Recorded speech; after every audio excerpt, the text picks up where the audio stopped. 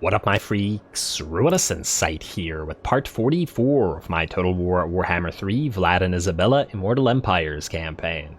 So as we saw last time, after long fighting the rats of Clan Moulder, we finally defeated them at Prague and destroyed the faction for good. A little bit bittersweet as we will no longer have access to the defeat trait for defeating Throt, and that is one of the more valuable traits for vampires in particular, giving characters like Roderick here massive amounts of extra HP. I mean, it's just 10%, but stacking all that HP on a highly healing character is starting to look real good. He's at 11k now, and I do believe that'll increase further through Curse of the Reverend by another 15%, and well, the effective HP will rise further through Beguile and the other defensive capabilities, so it'll be real nice. I'm excited to see what Roderick will be capable of once he reaches max level. We also got to remember that we got a lot of points to spend in his army and stuff when we get to it anyway. Alrighty, well, that's him. Anyway, last time we also left off with the death of most of Morgur's army, though we still want to get his defeat trait on Rudy if we possibly can. We'll see how far he runs away when inevitably he tries to run. I expect he'll run too far for us to reach in a single turn, because that's how the AI behaves. But we shall still see. Now, I do have to wonder, if he goes here, we might actually be able to reach him now, but probably not in March Stance. In March Stance he'll go like here, and there's no way to catch him. I'm just wondering, if we were to summon a temporary lord like here or at Miragliano, maybe he'll try to go this way, and then we can have the temporary lord attack, but then again, it's probably not super likely. Do we have any of our lords that we don't have to pay for? Nah, they're not available. Well then, you know what, screw it. We'll see. Alrighty, now let's see what else we have to do in this particular turn. We know that Bathilda has to attack Queek because he's foolishly gotten himself in range of Bathilda's army. And, well, that's not going to end up so well for him, but we might as well complete whatever admin we have remaining this turn, which basically is nothing. Alrighty, well, if that's nothing, then it's nothing. Bathilda, time for you to attack. Do we need to level you up before a fight with Queek? I honestly somehow doubt it, but, you know, we can check it out. You have your Dread Knights here, but Legions of Dead still would be useful for your army in particular, as you will have some degree of melee units to act as the anvil for your various carriages. That said, you don't have Immortal Horror yet, which we could go through right now, or we could build you out as a fighter. It's also probably about time that we get you Hive Mind. And Dark Pact is nice, but not super necessary. I'm feeling like most of our lords will be unable to acquire Uncanny Prescience, which is kind of unfortunate, but we just don't have the points to and be putting them everywhere. Also, there is another point in Deadly Power for her to keep the Crypt Horrors in her army, but I'm not 100% sure whether we will or we will not at this stage in the game, so we'll see about that. Also, her casting, she does have Penumbral Pendulum, but she does not have Occam's Mind Razor, though that said, her Handmaiden would be able to cast that instead of her if we wanted to ignore it, which we very well might for the additional points. She already has all the most important stuff after all. I do think that we want Immortal Horror right now, though, so let's get that. We can get 1 point out of Darkling Skies, mostly because it's more universally useful than the Ancient Cunning, even though I do like the ambush success chance. It's just that, well, her army is already so strong, it doesn't really need to ambush anybody. Kind of like Vlad's. And then I suppose we start going through her fighty tree, so definitely a couple points in Beguile, and then let's finally get Hive Mind. I mean, the 10% campaign line of sight is not super useful by itself, but the construction cost could be fairly significant. Though that said, if we were to potentially get another Lamian Lord solely to build stuff at some point, that might also hold value, though of course we need to run around and actually get that Vampire Lord some levels somehow, and I'm not entirely sure how we go about doing that. Well, either way, that's Bathilda. Let's get Leopold his levels while he's still in here, as in we will be swapping him out to some other army at some point, or just deleting him, I'm not sure. Mostly because, well, I mean, it's in campaign. In campaign, the White Kings are not all that useful. Let's get you a thick skin to make you a bit harder to kill, and Grave Ward to make you even slightly harder to kill. Alrighty, a Necromancer, you're still waiting on your corpse cart, but you do get replenished troops, maxed out Raise Dead, evasion, and let's get you magical reserves, mostly because we already have Wind of Death available on Bathilda herself. And then Thrisha, who has finally joined the army. Oh, and I just realized we are most likely using the... Wait, 17%. Plus 17%. You currently provide how much? Plus 9, huh. I mean, just out of curiosity, if we take a look at Vlad, for example, what's the percentage? Or maybe even Rod. 11%. Oh, well, that's because you're not level. If you max it out, you are now at 17%. Oh, huh, that's interesting. Was that thing fixed? Because it seems like Thrisha joined this army second, but it seems like we're still using the healing from Johan there. Well, not something to complain about then. Safeguard for you, and... Well, we could go for the Withering or the Enfeebling for Penumbral Pendulum, although I'm wondering whether it would be of much use right now, especially since Bathilda can cast the Penumbral Pendulum. Maybe we build Thrisha out to be a fighter instead right now, and then we'll deal with the spells later on. So let's start with Impassioned, and let's go for Wild-Eyed, although obviously she'll have enough points to get everything here, so it's ultimately doesn't really matter, but in the early game it might. Also, Doc Karaz, you need growth, you need walls, you need salt, there's a lot of things you need. Let's go Salt right now, because we may not be able to hold on to this, but, you know, it might provide us additional trade opportunities in the near future. Also, what else do we need to take here? Barrack de Wazbag and Varenka Hills to max out this province, eh? Alright, well, that sounds good enough to me. You, head to Queek. Queek's gonna run? I have no idea why he actually came here. Like, he knew that Bathilda was there, and he went there anyway. It's absolutely insane. No. That's Queek. And that's why Warlord Nodwell loves him so much. Let's see. Oh, he does have some of his own war machines to fight our Black Coaches, huh?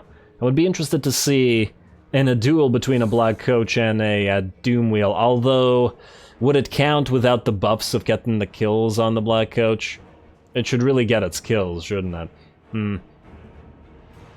Yeah, we'll see. We'll see what we do. It says close victory, but we shall see about that as well. You still have that Scarecrow banner. We gotta put it somewhere else because you don't get too much use for it. But anyway, cinematic battle, go.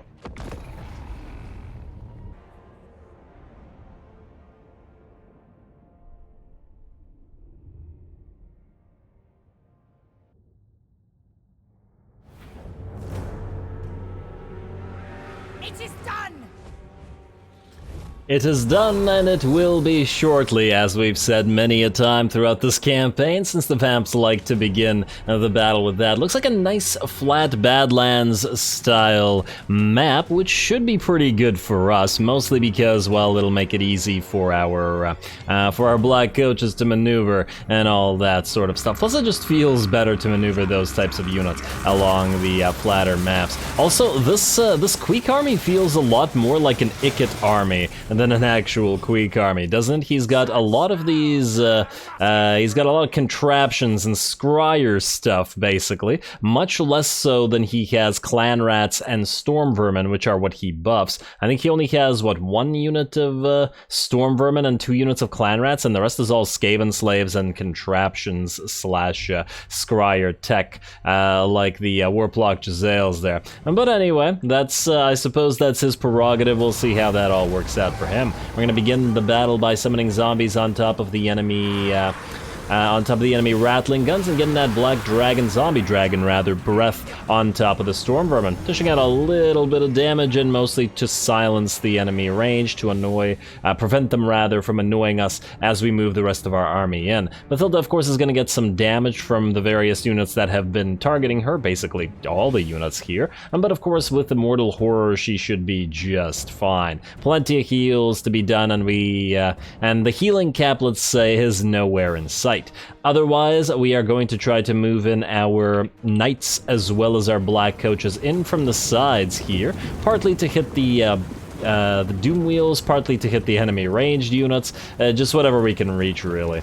The Knights should be able to catch those Doom Flayers out without much problem either. Now, we've created a little, like, a little Black Coach train, for a second anyway.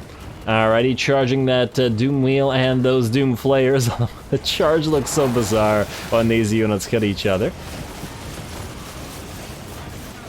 I feel like if this was like a, I don't know, like in a story or something, the Cairn Wraith from the Black Coach could probably just move through the Doom Wheel and insta-kill the rat driving it. I'm pretty sure that's what would happen, but Cairn Wraiths are a lot more powerful in the lore than they are in game here. But anyway, that's okay. As we can see, the Black Knights have caught the enemy Doom Flayers, and the Doom Wheel appears to be running away from our Black Coach, which is going to give chase just to have a little bit of a duel going.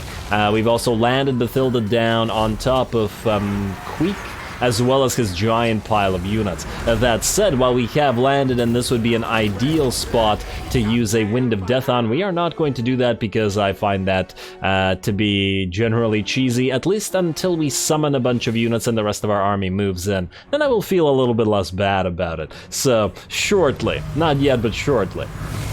And there we go. Damn, look at that bite sending all those rats flying while we duel Queek, who stands tall among the rest of his forces. And now that our units have arrived, finally it's time for that Wind of Death, since we have a front line, and that should do very nice damage to those poor ratlings. Looks like it's even going to clip the units that are out here. We're also getting a little bit of a battle going between the Doom Wheel and the Black Coach here, and it's looking to be pretty even between the two, though the Black Coach has not participated in any kills thus far, and is thus while it's without its buffs, so kind of hard to make a definitive statement on who's winning there. Anyway, and back to it. Queek is now down to, what, 15 to 20% HP, very low. He has suffered from Bathilda's Spirit Leeches as well as the Spirit Leeches from our Necromancer. We've also moved the rest of our units in, and after that Wind of Death, the enemy is pretty much crumbling. In fact, the enemy army is in very bad shape already and have lost about half their units. And yeah, I think with the Skaven slaves left and the Doom Wheels left, but otherwise, the battle is just about over.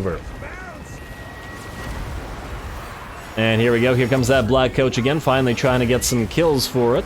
And Doom Wheel's still firing in the background, although it is now getting closer to getting hit by those Black Knights. We're still running around and looking to hit any enemy range units. And there's that other Doom Wheel, still trying to kill zombies. What a distraction. Poor thing. Too bad we don't have any Skaven allies. We could have gotten Bathilda a couple of Doom Wheels in addition to her carriages. It would have, I would have felt like it would make sense.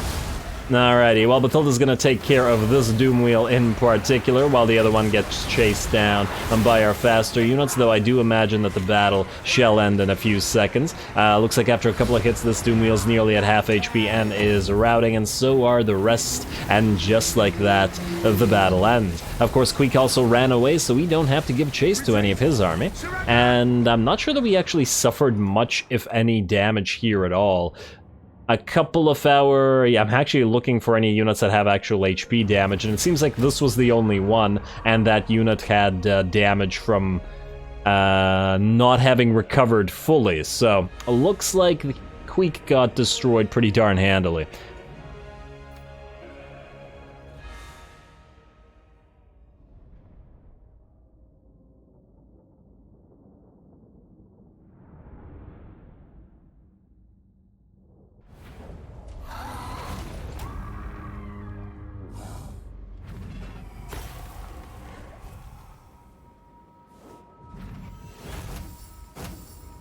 Well, there we go. 3 losses, certainly not bad. I believe those were Black Knights that might have fallen due to enemy Doom Wheel kills, although I imagine most of the damage from the Doom Wheels came from killing zombies. As to Doom Wheel versus Black Coach, that, I guess, remains undetermined. In theory, I think the Doom Wheel should win by virtue of its ranged support, but once again, we need to get the Black Coach up to full power before facing them off against each other, and after all, 40% damage damage resistance is a pretty damn huge difference. Now, in terms of this, we could probably get the money. We are in our own territory, so it doesn't really matter, although it does depend on how far Bathilda can move. And that said, her army is full enough HP so that it won't matter that much either way. Looks like Thrisha got herself a Barded Nightmare, though not yet the Flying Steed. We could go for the Stone Mine Tower next, although the problem here is that we own no territory in this particular province, and it's probably better to take Varenka Hills and Barag Dawazbag.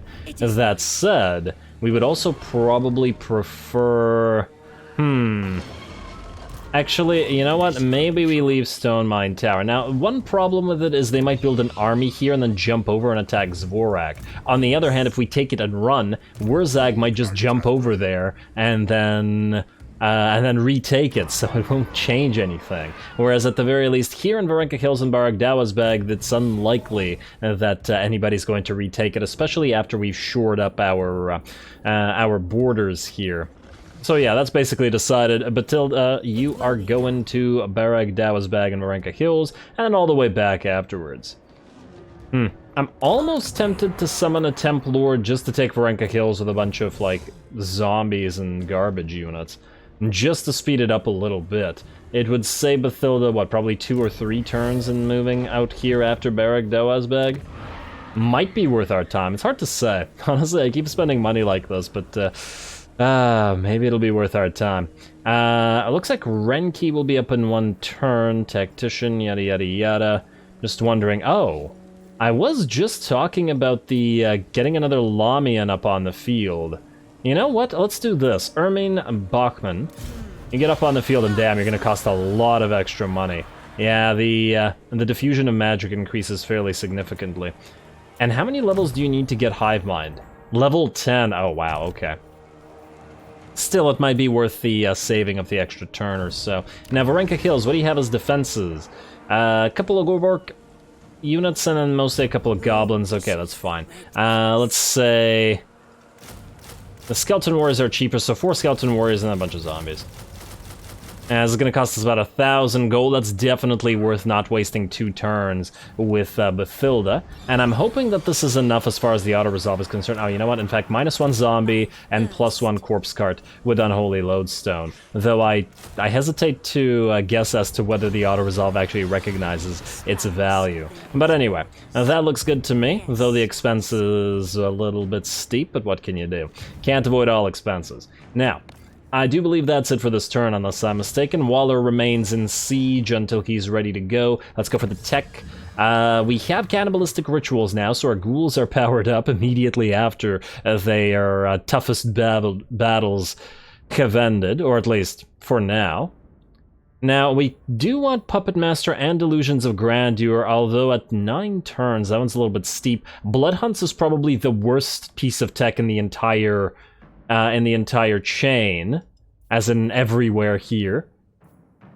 The worst tech that the Vamps have, so we're not going to bother with that. Hexen's Noct sacrifices could be useful, but we're not really getting any Banshees right now, though we do want a couple for our Ghost Army.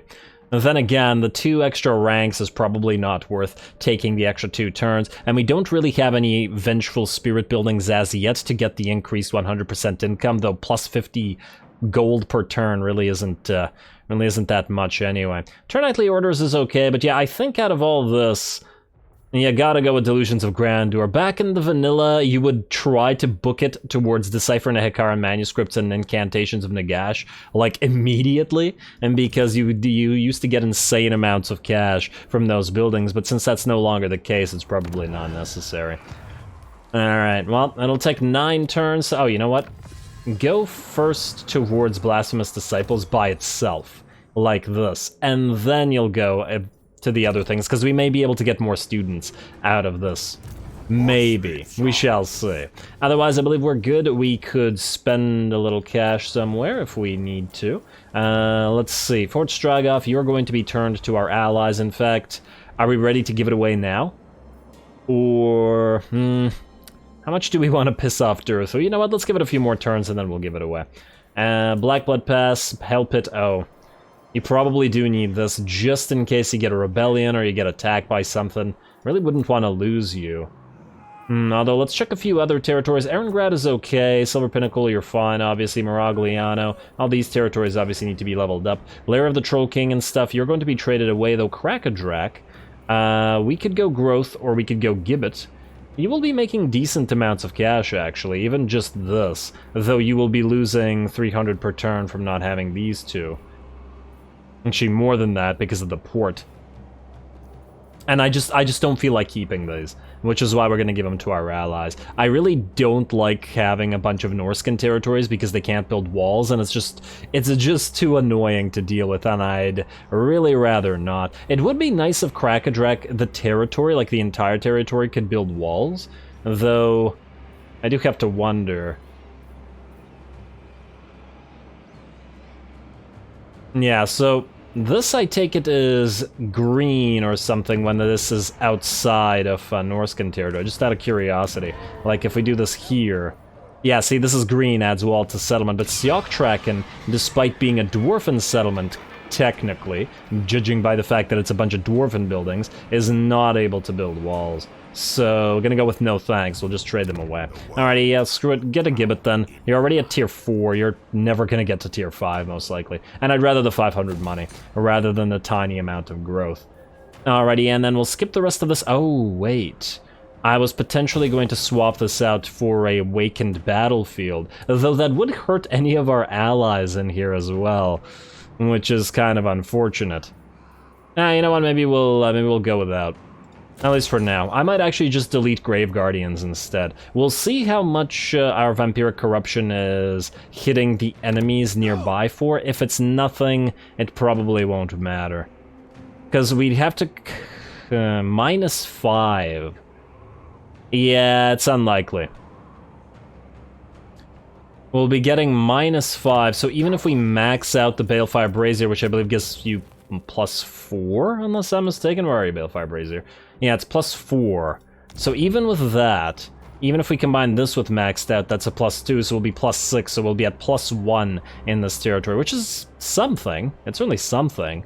And I guess we could increase that by... No, we can't. I was about to say, maybe one of the commandments could get more, but alas, not the case. Yeah, most likely we won't be needing this, and we'll just replace it with the attrition thing. Plus, if there's anything we need to raise there, at least it'll be cheap. Benefit to that. Anyway, that was a distraction. Let's get back to building buildings, and then we'll end the turn right after. Skaven Blight, yes, definitely need walls. I forgot about you, sort of, immediately after getting you. And you're at tier 3, so unlike the other territory, you actually need to grow. And... you do decent amounts of Vampiric Corruption by yourself, so you should be okay. Let's get a Charnel Pit in here instead, then. Alrighty. Averland, Averheim. Now, were we... Oh, Gibbet, yes. Averheim... Were we going to build a Balefire Brazier here? The problem with this is it will literally only affect the Nuln province. Do we care that much about that? And I'm not sure that we do. At least not that much, anyway. 2 of these should be sufficient. Let's see, what would we be at? -4, -4. So yeah, it would already be attrition-y. I think we'd better off just build a Gibbet here instead. Just for the little bit of extra cash, even if it ain't much. These places, we can't afford anything, and in fact, I don't think we can afford anything anywhere else. Oh, Mount Squighorn, you can have a Gibbet as well. And then you could get walls after, as your tier 3. Because if you die to the dwarves, well, you die to the dwarves. Though they will be dead themselves soon.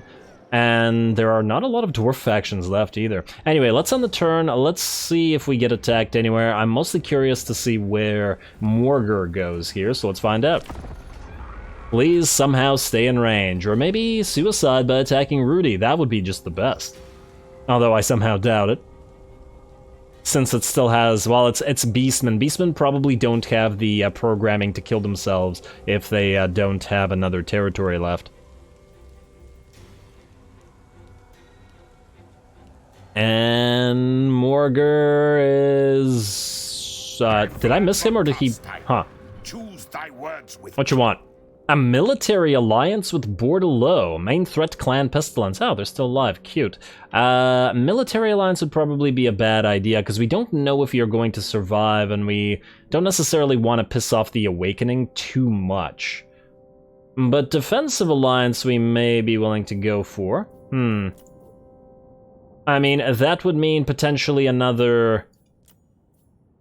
We already have an alliance with Carcassonne. And yeah, this would potentially mean other alliances and more Bretonnian units that we get access to. Plus, the likelihood that we're getting to these jungles anytime soon is pretty small. And there's plenty of other territory we'd have to claim first, like basically everything down here. And destroying Kairos and stuff, that'll be a whole thing in and of itself. Plus the Tomb Kings, potentially. Minus Arcan. Yeah, you know what, fine. We'll go for the defensive alliance. I hope there wasn't a reason that I didn't do this previously, like, that I'm just forgetting right now. Alrighty, Morgur. Your ally has been attacked. The Jiangxi rebels have attacked. Are you insane? Okay. Of course, enter war on side of ally. And... Huh, okay, it looks like Morgur did move. Well, he didn't destroy himself. Oh, damn, Eataine and Illyrian Confederated? Didn't we have a trade agreement with one of them? As in, both of them, rather. Renki's ready to go. A lair of the Troll King. Blizzard... Oh, wow. Well, we're gonna trade the place anyway, but still, damn. Oh, and look, Treegird is gonna retake it. Most likely, as I doubt Vlad could reach him. Not that we really care about the place, mind you. And hello. Oh, aren't you supposed to do something about this? Where are you going? You are... Oh, you're gonna go for that. And we can't reach it ourselves, can we? Damn. Okay, I can see how that would be an issue, but you're going to lose Castle Alexandrinov this way, and we're gonna have to retake it. Alrighty, well, in that light, then we need to separate these forces. We could send Roderick up north, here, to deal with the rest of this. He's already dealt with Serena Catrin. Oh, although, wait. Aldous, you don't have the defeated Serena Catrin trait, so by defeating her, you could get it. The question is, do we actually want it? You currently have no bound abilities, and since you won't be getting Heart Piercing, you will never get the Sundered Armor Imbuement. I'd actually be curious as to how the imbuement works. Like, Roderick, for example, you have Frostbite, yes? So what if we were to give you the Executioner's Axe? Ah, so the item overrides the trait. Interesting. But is that because it's an item, or does Sundered Armor always override the other thing? Huh. I'd be curious about that as well. You don't need this because your attack like this is too low. We'll give this to somebody whose attack is insanely high, who doesn't care about losing a bunch of it. Yeah. It's too big of a trade-off, going from 61 to like 45 or whatever that was. Yeah, so we gotta give this to somebody, ironically, like Aldous here, who has a very high attack, although he's going to be on a dragon, which will lower his attack substantially. And ironically, again, if we put the other Blood Dragon into Heart Piercing and on the Hellsteed, he'll already have the Sundered Armor trait, so it'll be overlap. Although the duration is fairly short, there may still be use for it. It just makes this semi-useless. And it's only for 10 seconds. So yeah, maybe we put that on the Executioner's Axe on the other guy, or on another Strigoi. That's another option. Also, Volksgrad, Yetchich, and Novkazi. Which one do we take? And also Roddy. And we could send you to the lair of the Troll King. Really depends on what exactly we do with Vlad. Kind of tempted to move over all this and just destroy a bunch of territories and then leave it free. Although it looks like Throg is marching over here. Maybe we want to actually march toward him as well. Krakadrak can at least defend itself. I really don't want Vlad to be busy here for like the next 8 years. But if he has to deal with at least some of this, then he has to. Ambush here. Kill Throg if you need to. Krakadrak, hopefully you don't get attacked, but you should be able to deal. This will be fun. Alrighty, and then lastly, these things are walled settlements, and now Aldous can certainly attack them, but he's gonna have a more difficult time than Rod is, mostly because Rod has the Terrorgeists plus the fact that he himself can go over the walls. So he would be able to destroy all this easier. So you know what, nah, screw it. We'll send Rod this way, while Aldous deals with this. And can you get your last Blood Knight yet? No. I'm still tempted to get a couple more Dissensions, but the expense is a little bit too steep right now. We've already used a bunch of money. Alrighty, Aldous, back this way you go. Start annoying Martin Van Hal if you need to. And maybe these guys will attack with this little army, and then we'll just reinforce them and kill it. And then you, Stefan, can join this. Anyway, we can't raise a Blood Knight here, can we? No, we cannot. But I'm willing to bet that we can raise one at Fort Stroghoff, so there's another reason to move back there anyway. And to retake Castle Alexandrinov yet again, and then give it back to these guys. Why won't you defend your own damn territories? Ugh, I hate allies. If I didn't want access to Little Groms, I wouldn't bother with them, but I do want access to Little Groms. And several other things. Now, what do we take here? I guess we leave Navkazi to last. It's the hardest target as well. Nah, fine. We'll leave them their hardest target and trade them back their stuff. So take Volksgrad first, but this should be auto-resolvable. Very much so. It's a little bit unfortunate for them to lose this because they will no longer be able to build Zargard or to build several other things. Although one thing we can try, peace treaty. Yeah, you're not gonna vassalize. I was thinking maybe we immediately give them back Volksgrad after taking it. But yeah, that vassal's not gonna happen. We're gonna have to go the subjugation route, if in fact we can subjugate. If we can't, well then we just kill them, and we give all of this to these guys instead. Honestly, I'd even give them Prague. I don't really care about it that much.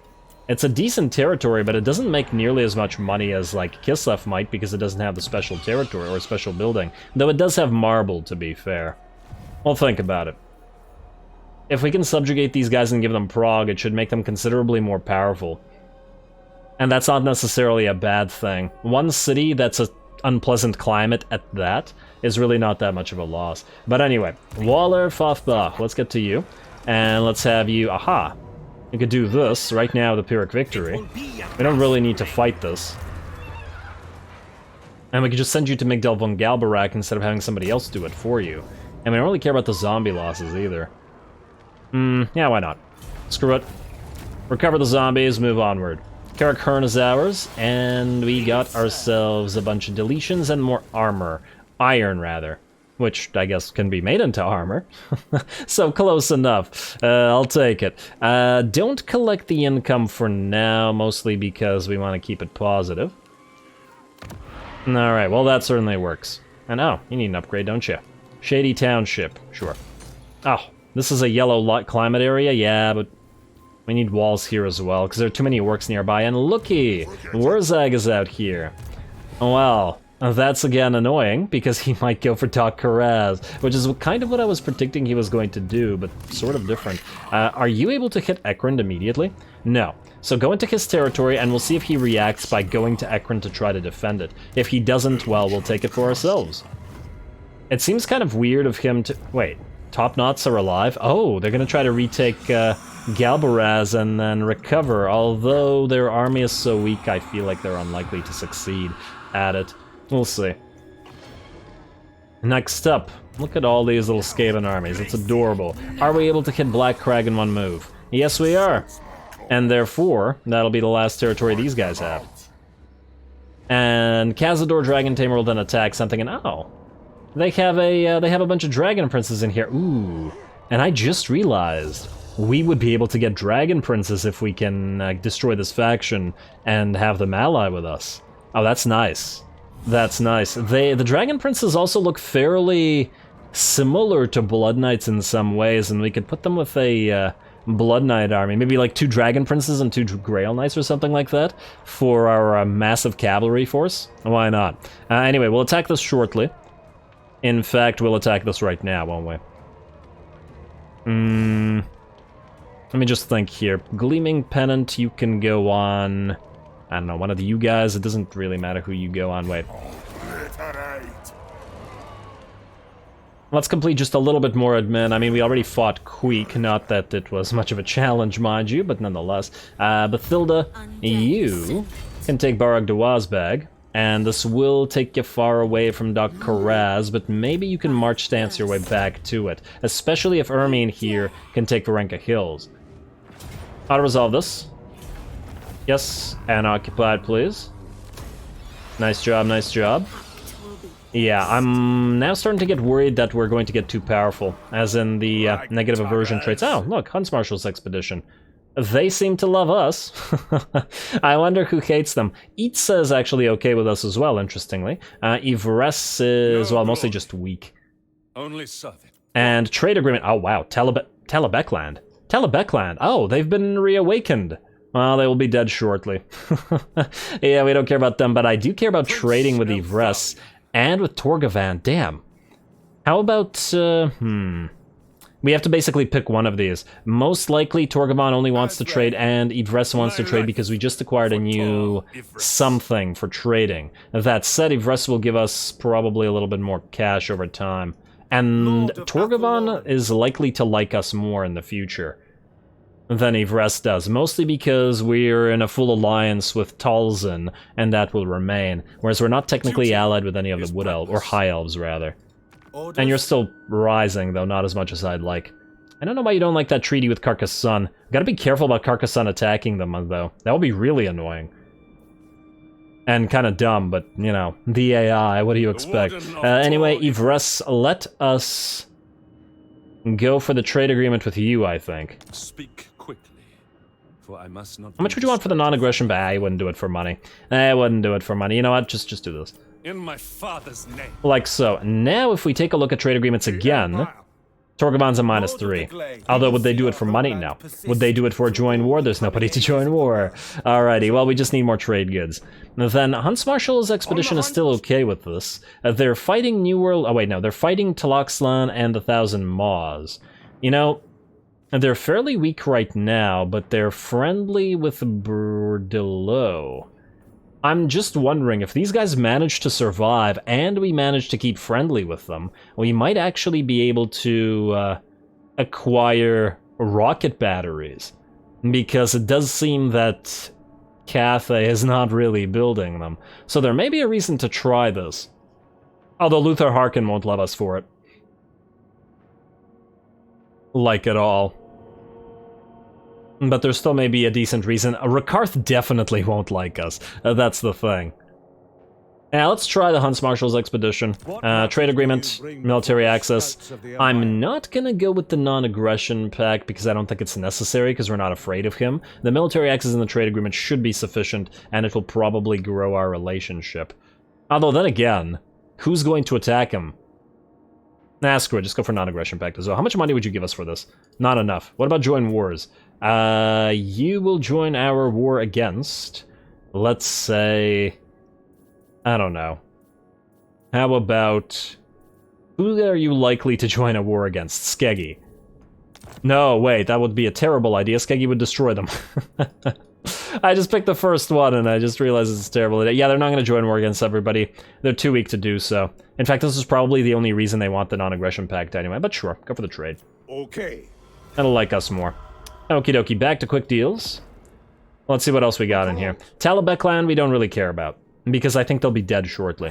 Clan Ferric, Clan Spittle, Talabekland, Itza... Huh. Itza don't want to be as friendly as they did want to be recently. It would be nice to get some lizard stuff as well. You know, we'll see. If Itza gets weaker and we get stronger, we might be able to make that happen. Armored in faith. I do like the fact that we have so many more diplomatic options than previously. Bloody Hands, Dead Flag Fleet, Ice Court, Peace, not gonna happen. Not gonna happen at all. And yeah, look at that. Money's back up to 12k, and it'll rise further as we delete a few of the unnecessary armies that are currently running around. Like you, my friend. You are still gonna move up to Zerexil, though I do have to wonder whether you can reach it in one turn. Wait. Nah, just go all the way to the edge of this without suffering attrition. And if it takes 2 turns, it takes 2 turns. It's not going to be a big deal. You were going to join this guy as well. You, Rudy, are going to kill Morgar just to get his defeat trait. He's going to run, but it won't matter. He really should have run last turn. Maybe he saw that he couldn't actually escape, and that's why he ran? Who knows? It's absolutely lovely that he did this. This really helps us out, though. Thank you, Morgar. And we will go for the tiny amount of cash. And there we go, missile resistance 15. Rudy really, really needed that. I was considering getting him an Iron Curse icon rather than the healing potion, just by virtue of how much damage he was taking. Now you are gonna land at Tobaro. Actually, yeah, you are gonna land at Tobaro. Or wait, would it be faster to go by sea or by land? If we go by sea, we could stop at this shipwreck.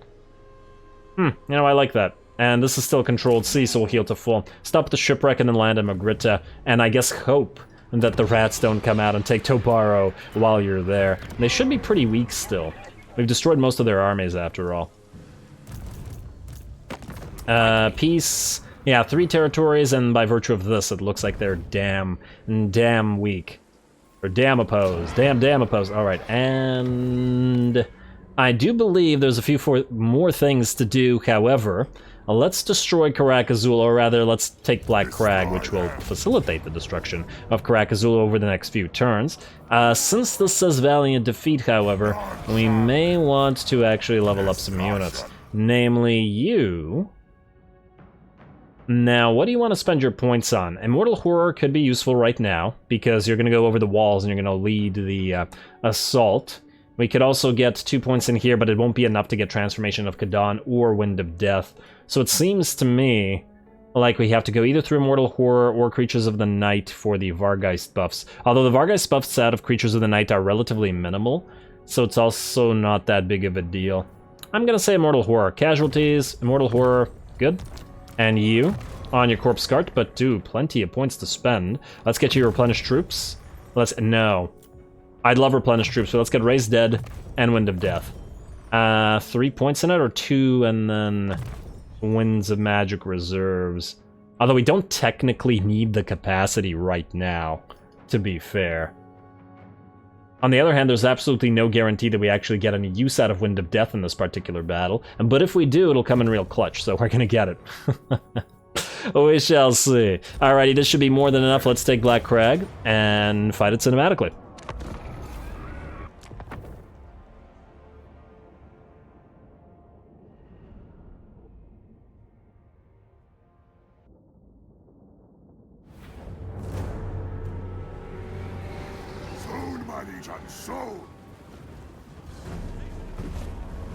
Well, he didn't say it is done, so it was a little bit different than what a lot of them usually say, like earlier with Bathilda. Anyway, here we go, the attack on Crag Azul's last remaining bastion, and damn, the Mortis Engine just took a ton of damage, dropping to about half HP. Of course, it should heal up just fine, but still, that was indeed quite painful. Gonna pop that Invocation of Nehek on it immediately, while it heads towards the gate. Not that the gate is all that important, of course, because we have a bunch of flyers, our Vargheists, hitting those walls, and the Quarrelers on top of them, sending quite a few of them flying off the wall and badly damaging the unit, going from full to less than half HP in a couple of seconds. We immediately tried to move the rest of our Vargheists, and oh, just look at that. Isn't it lovely to have so many Vargheists available?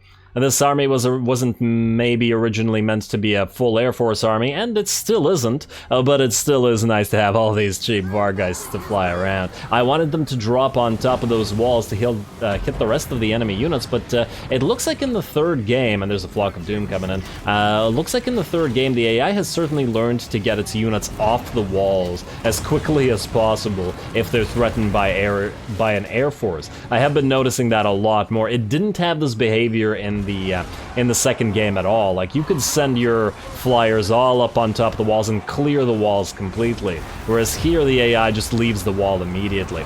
And I also want to point out that the AI leaves the wall with units that climb on top of the wall as well. Maybe the AI just no longer likes the walls, which is sometimes a great it's sometimes a great move by the AI, but other times it's a terrible move. So, I guess it's kind of hard to program that particular behavior. Anyway, here we go. We're going to drop down those Vargheists on top of piles of enemy Quarrelers and Dwarf Warriors, though there are more Longbeards moving in to try to reinforce.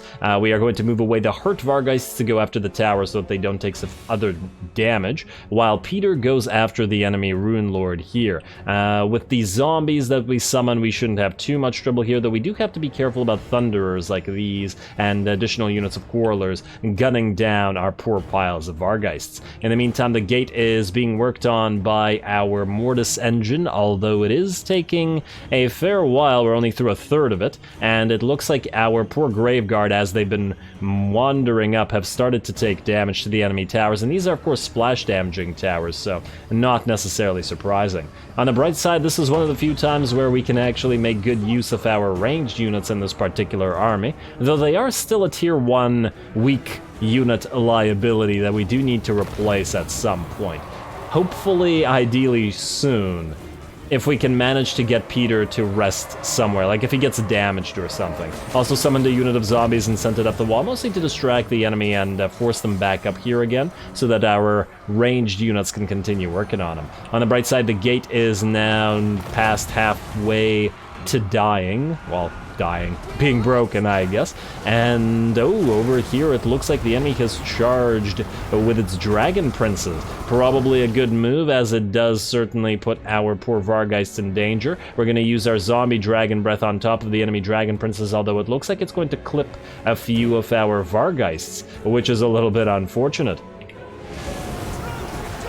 It looks like one or, well, actually 2 or 3 of them are dead, although it's kind of hard to tell which of them died from the Dragon Breath and which died from the charge of the Dragon Princes. Yeah, definitely got to be careful with the charging units, because the location where you're using your Dragon Breath might change very rapidly as the unit essentially contracts on the point where they're charging. On the bright side, though, being surrounded by this many Vargheists is not a place even the Dragon Princes want to be, and there's still fighting, but already at half HP, are tired, and are losing decisively on top of all that. A zombie summon on top of them should clear this up quite quickly.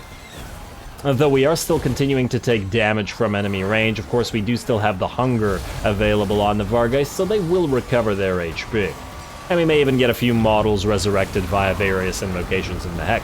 And here we go, the zombies are rising, the screen is a-shaken, and it looks like these dragon princes are terrified and just about done for. The enemy rune lord's still in here somewhere, I believe. Yeah, there he is, and is actually not that hurt despite the low level. To be fair, he does have 120 armor, though the Vargheists are armor piercing. They still have to be careful about the lord. Unfortunately, the zombies are blocking any reinforcements, although we're starting to run out here, and we'll need to raise more to prevent more longbeards coming down and interrupting us. On top of that, it looks like the gate has finally been broken through and the Mortis engine has entered the fray. It's a cute little alliance between dwarves and elves here, isn't it? Lots of elven units, I guess because of the outpost. And oh, it's not just the outpost, the Lord actually had an elven unit that had recruited from the others, but that's okay. We've got our own little alliance going with our own wood elves helping out, launching their their arrows, rather, launching their bows. Yeah, they're just standing there chucking their bows over the walls. Good job, Ruinous. You make much sense today. Oh, yeah, anyway.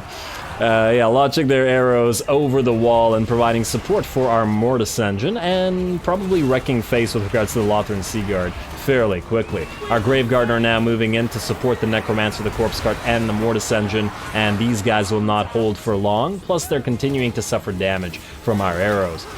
I would still like to replace these arrows, though it is nice that they can arc over walls, which is, and certainly something to consider, because if we were to replace them with crane gunners, which is what I was originally thinking of doing, they would no longer be able to do this. I do wonder if we can ally with one of the elven factions, like, well, once Karak Azul is dead, which should be very shortly, because it's this particular location, will we be able to get some Sisters of Avalorn in here? That would really make this army considerably stronger.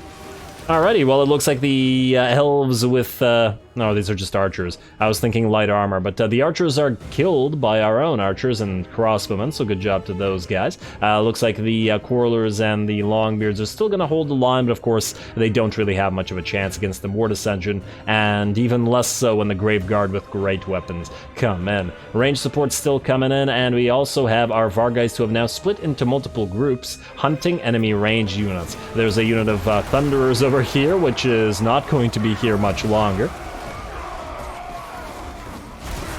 Well done to the VARGHEISTS. And I forgot to mention, we also have our Black Knights that have entered the enemy city through these two gates. They did, however, suffer quite a bit of damage, both dropping to about half HP, due to the enemy towers being active and hitting them. Maybe I should have avoided them taking the damage at all, but it is nice that they've entered the city and are now able to work on some enemy quarrelers, if nothing else. And they've clearly charged and killed this unit of quarrelers fairly decently well. Alright. Well done to you. I wish I knew how much damage the quarrelers had done to them, but once again, it's kind of hard to tell. And just like that, suddenly the battle is over. I guess we missed the last couple of seconds, but it looks like these units that were still holding ground here were still fairly decent shape. I mean, they're hurt, but they could have fought on. I think it's just that the army losses, plus the enemy lord probably getting surrounded and killed in this mob here, did sufficient damage for the enemy army to rout. Well, good job, everybody. It wasn't all that difficult of a battle. The enemy got too surrounded, and that was their... that was the main issue for them. Of course, we were breaking through the gate, and that was only a matter of time, but because all of these extra forces were hit in the back by all of our flyers, it really worked out for us. Plus, on top of that, our hurt VARGHEISTS managed to destroy the two towers that were firing on us, or several of the towers that were firing down on us in the background, which also worked out quite well. Anyway, we're going to heal up a little bit. Our Mortis engine certainly got pretty badly beat up, but that was mostly from fire off those walls, as we saw it take about half damage in a few seconds, and it unfortunately did reach its healing cap, but, you know, not a big deal. Our VARGHEISTS do need some HP, though, and a few of them did lose some models, though hopefully we can get some of those resurrected. And a couple of the Graveguard also took damage from those walls, but nothing a little Nehek can't cure. Alrighty. I do imagine that we just have to get our units up high enough so that they will heal over the end turn, which should happen. For whatever reason, Knights seem to be very difficult to heal. Maybe they don't... Huh. 33 and 60. Yeah, the healing cap is just moving down. Shouldn't you be raising combatants, like resurrecting individual entities? And this seems to happen with the Blood Knights as well. It seems like the Graveguard get all their skellies back up, but the Cav not so much. Interesting. Interesting, but whatever, a very decisive victory right there, and while we did lose some units, and none of it should be all that much of a problem, with that, the gold mine at Black Crag is ours, and Karak Azul should be just about done.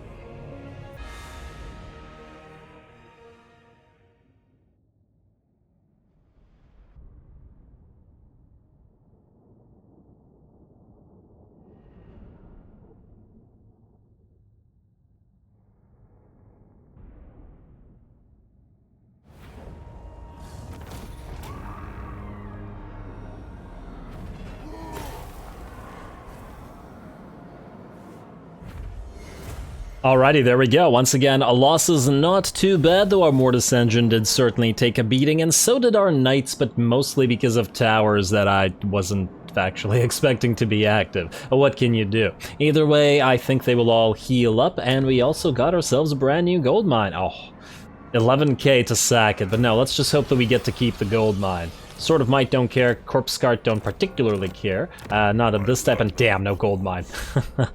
Oh well, let's delete you and delete you, at least for now. And this will give us bonus control and Vampiric Corruption for a few turns while we get that up and running, and then we can delete that afterwards. At the very least, this will be a fairly nice province once we're through, and I do believe that was the last territory belonging to Karak Azul, so they will then have to attack the closest settlement, which we'll have to see which it is. I expect that it'll be Karak Drawn. And of course, once they're dead, we can go for a full-on military or defensive alliance with... Whoa! Whoa, whoa, whoa, whoa, whoa, whoa, whoa, whoa, whoa, whoa, whoa, whoa, whoa, whoa, whoa, whoa, whoa, whoa, whoa, whoa. I wasn't expecting this, wait. A vassalage of Imric. Wait. How much money do you need for those? About 20k. 20k. Okay, wait, we need to cancel some stuff and get some money. Can anybody still fight this turn and get us more money? I don't know. We'll have to take a look at this later. I think this'll, well, I guess we'll call it here. But the possibility of vassalizing Imric does excite me. That said, Does vassalizing factions weaken them considerably? I mean, they'll still be at war with a bunch of factions, and in theory they should be able to clean up what's going on here and continue to hold the Darklands for us, but Grimgor still has a fairly decent amount of territories. I wouldn't want Timric to start losing, but a High Elven vassal, that does sound nice. Plus, I mean, vassals in general sound nice, but this will be a really nice option. Well, okay, that'll be definitely the goal for next time as we try to somehow find enough money to get that 20k to vassalize Zimric. We may have to do some diplomacy, maybe peace out with a faction or two that they will give us money for. I'm not sure. We'll have to see. Stay tuned for it. Hopefully it happens. Otherwise, we will continue the fighting in the north and hopefully also vassalize, or at least subjugate, if we can, the Ice Court of Kislev, if it's an actual option that is offered to us, and then continue with the destruction of Clan Scryer via Rudy next time, which should be fairly decently easy. So, lots of gains to make. Stay tuned for them. Don't forget to leave a like and comment for your friendly neighborhood heretic. All glory to the algorithm, and thanks for watching.